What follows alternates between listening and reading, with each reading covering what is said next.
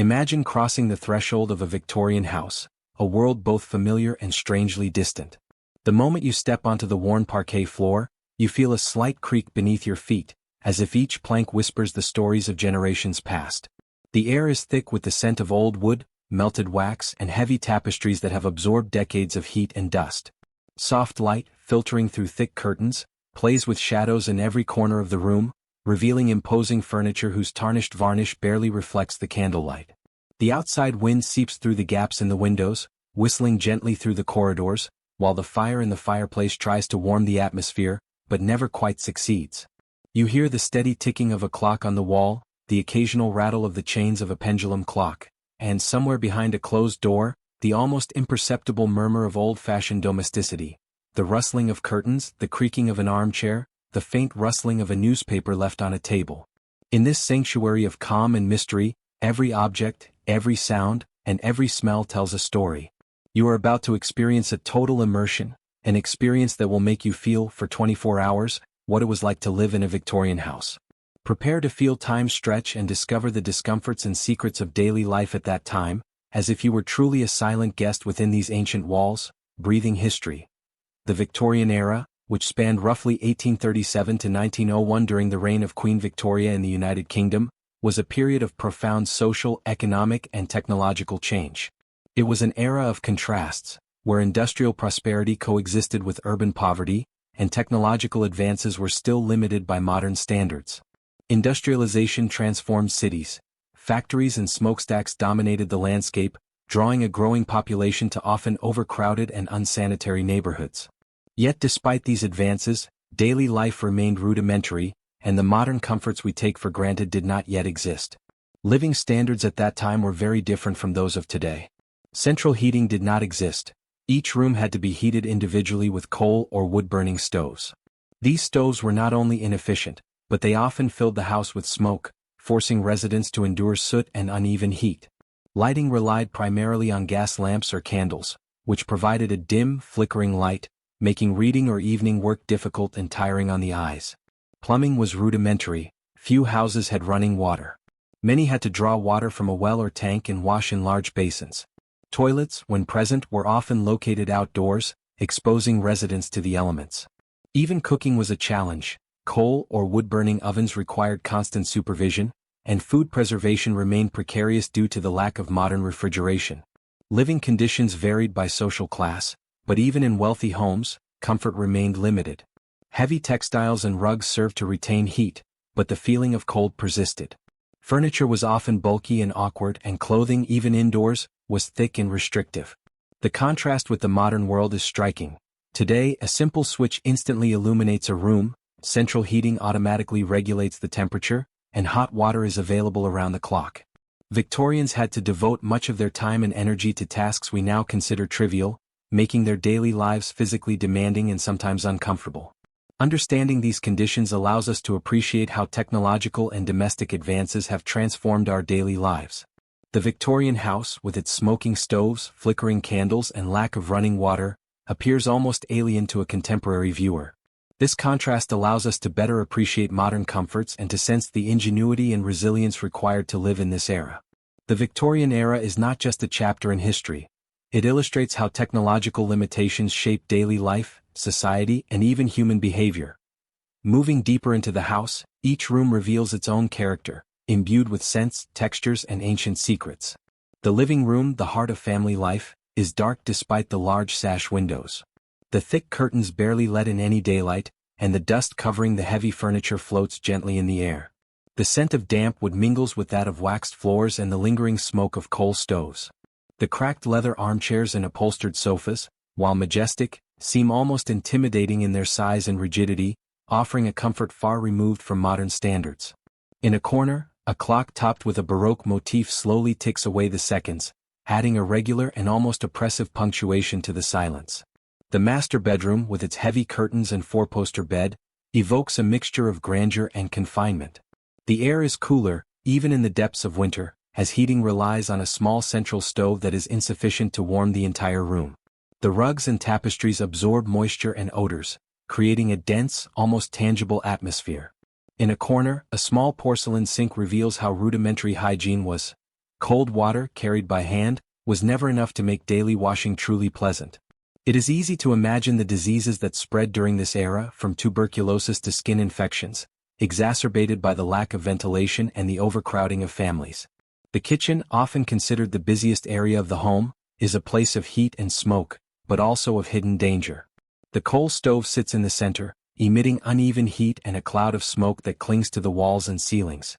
The cast iron pots and pans give off a lingering smell of food cooked the old-fashioned way, sometimes slightly burnt.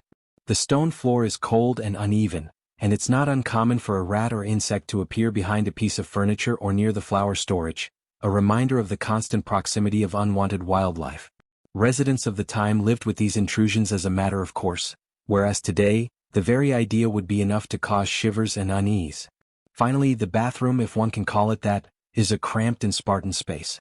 A small tub of cold water and a basin suffice for all ablutions, and the damp wooden floor quickly becomes slippery.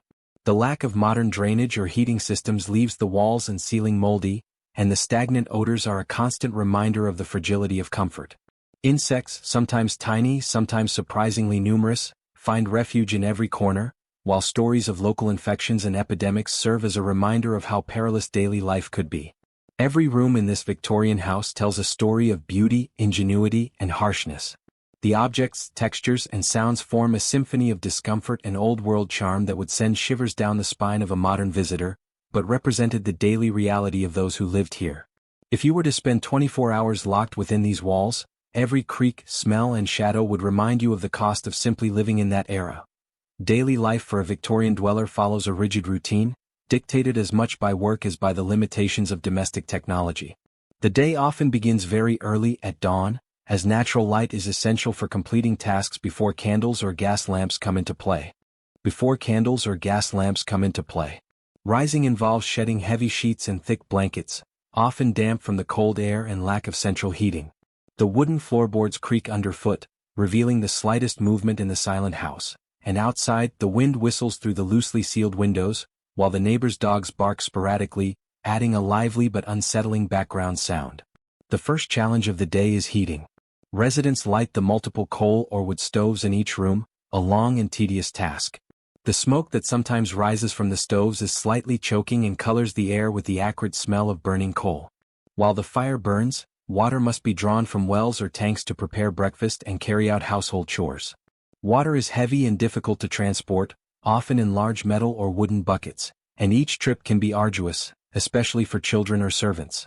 The lack of running water also means that laundry, bathing, and general cleaning require careful planning and considerable physical effort. Meal preparation relies on slow and laborious methods. Wood or coal-fired ovens must be carefully monitored to maintain a constant temperature. Cooking takes time, and it is not uncommon for residents to lightly burn themselves or dirty their hands handling the coal and hot water. Food is stored in dark cupboards or cool cellars, as the modern refrigerator does not yet exist. Even the simple act of making tea involves bringing boiling water to a pot, a process that requires caution and endurance. Housework occupied a large part of the day, especially for women and servants. Sweeping the wooden floors, dusting the heavy furniture, and maintaining the thick carpets were tiring tasks. Candles and gas lamps provided only limited light, making each activity more laborious, especially in the late afternoon when the sun was setting. The sounds of the house added to the atmosphere. The wooden floor creaked underfoot, the doors slammed slightly in the wind, and sometimes the crackle of the fire in the stove seemed almost the only stable sound in this mixture of domestic and natural sounds. Victorians also had to contend with the social and historical realities of their time. The Industrial Revolution was slowly transforming the urban landscape.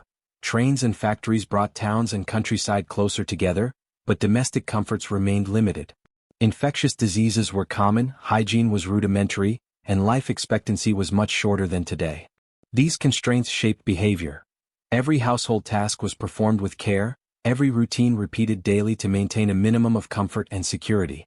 Although daily life could seem monotonous and laborious, it was punctuated by sensory details that bring this era to life. The persistent cold despite the many stoves, the smoke coloring the air, the scent of simmering meals, the sound of rain on the roof, and the wind rushing through the cracks in the windows.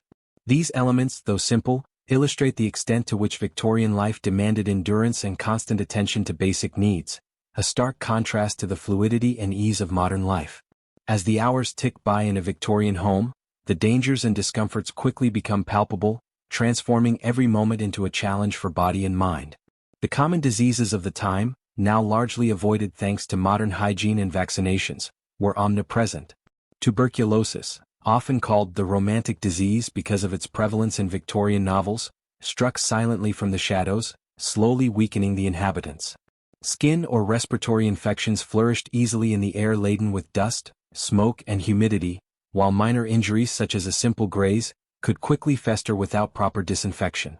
Every breath, even in a room well lit by a candle, carried with it the invisible risk of bacteria or viruses, making simply staying alive a constant struggle. Household hazards added further tension, often subtle but ever-present. Fires caused by coal stoves, candles or oil lamps were frequent and devastating. The home, with its heavy curtains, carpets and heavy wooden furniture, could become a death trap in minutes if a spark were to slip through. Even without direct flames, coal or gas poisoning was a silent threat. Smoke seeped into every corner, irritating the lungs and causing constant fatigue, while gaslighting fumes, often poorly ventilated, could cause dizziness, nausea, and in extreme cases death. The danger was never spectacular but ever present, making every cautious step and every breath an act of vigilance. Adding to this was the presence of unwanted wildlife, a constant reminder that the house was never completely isolated from the natural world. Rats, attracted by food and warmth, roamed freely in the walls and under the floors, their small, beady eyes sometimes appearing in the corner of a room or near a stash of flour. Insects, from tiny spiders to persistent cockroaches, lurked in every dark corner, sometimes in clothing or on beds, making the very idea of resting an uncomfortable experience. Cohabitation with these creatures was normal for the time, but for a modern visitor, it would be enough to turn every moment of the day into a source of unease. Environmental conditions also contributed to this cocktail of discomfort. The biting cold penetrated the poorly insulated walls, and even warm clothing was insufficient to completely protect against the constant chill that settled in the rooms and hallways. Stagnant humidity encouraged the growth of mold, accentuating odors and irritating the lungs. The floors creaked under the slightest movement, reminding us of the fragility of the space, and the narrow, uneven staircases increased the risk of falls. Every sound, every smell, and every shadow reinforced the awareness of the human body's vulnerability in the face of a house designed to outlast generations, but not for modern comfort. In short, spending 24 hours in a modern or antique Victorian house, far removed from our contemporary standards of comfort and hygiene, would be an almost insurmountable test. Invisible diseases, ever-present household hazards, and unwanted wildlife combine to create an atmosphere where every minute becomes a reminder of the true cost of daily life in this era. The fascinating and immersive experience shows that the grandeur of the furniture and the beauty of the decorations are not enough to mask the harshness and fragility of a world where survival was never guaranteed. Victorian houses, whether modest or luxurious, are full of anecdotes that reveal as much about the routines of their inhabitants as the constraints of the time. Take, for example, a London house described in a diary entry from 1875. The author recounts how every morning Mrs. Whittaker lit the coal stoves in every room. She noted with almost obsessive precision how many minutes it took for the smoke to finally escape up the chimney, and how many creaks the floorboards made with each step. The children climbed onto the rugs to avoid the cold floor and watched the flames dance in the stove, while the wind whistled through the loosely sealed windows. The same phrases recur every day in the diary: "I lit the stove. Smoke rises. The floorboards creak. The wind whistles." The repetition gives a feeling of monotonous, almost hypnotic tranquility, and it is difficult not to fall asleep while reading these meticulous notes.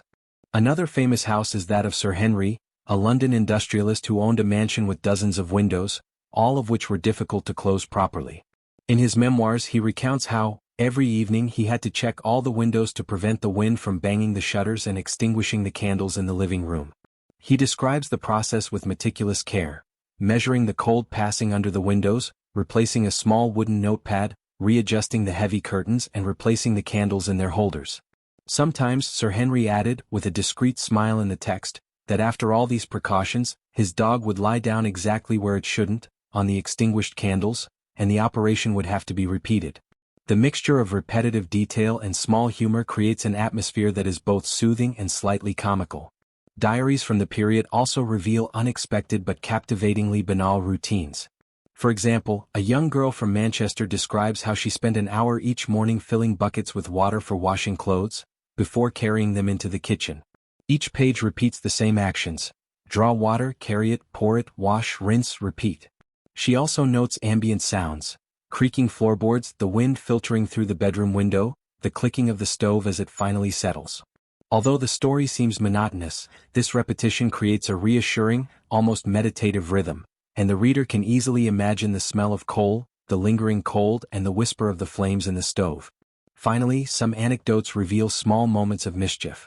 A Victorian couple describes how, after a day of cleaning and cooking, they would sit by the fire to count the sparks and watch the shadows dance across the ceiling.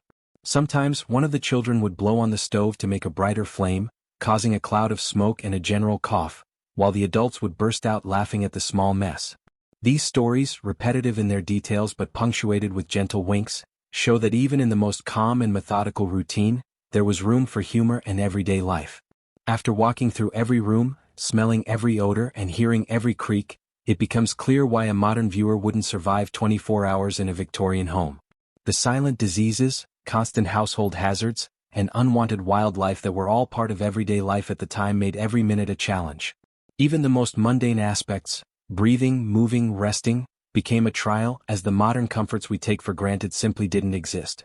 The biting cold, persistent dampness, flickering light, and eerie sounds echoing through the walls contribute to a feeling of constant vulnerability. As dusk sets in, the house changes. Shadows lengthen and blend into the dark corners of the corridors, the wind whistles through the gaps in the windows, and the fireplace crackles faintly, casting flickering lights on the papered walls. The silence becomes almost tangible, interrupted only by the ticking of a clock or the unexpected rustling of a curtain. Nighttime sounds, almost unheard during the day, take on a new and mysterious significance. A rat scratching under the floorboards, the sigh of shrinking wood, and the distant echo of imaginary footsteps. And as the candles fade and the night draws on, you realize that a day in a Victorian house is perhaps more than just a challenge. It's an immersion into a world where comfort is relative, where every moment is a reminder of the fragility of human existence, and where the very walls seem to breathe the history of those who came before you. 24 hours here are not just a test of physical endurance, but a silent lesson in how our ancestors lived, struggled, and survived, in a world that seems both fascinating and relentless.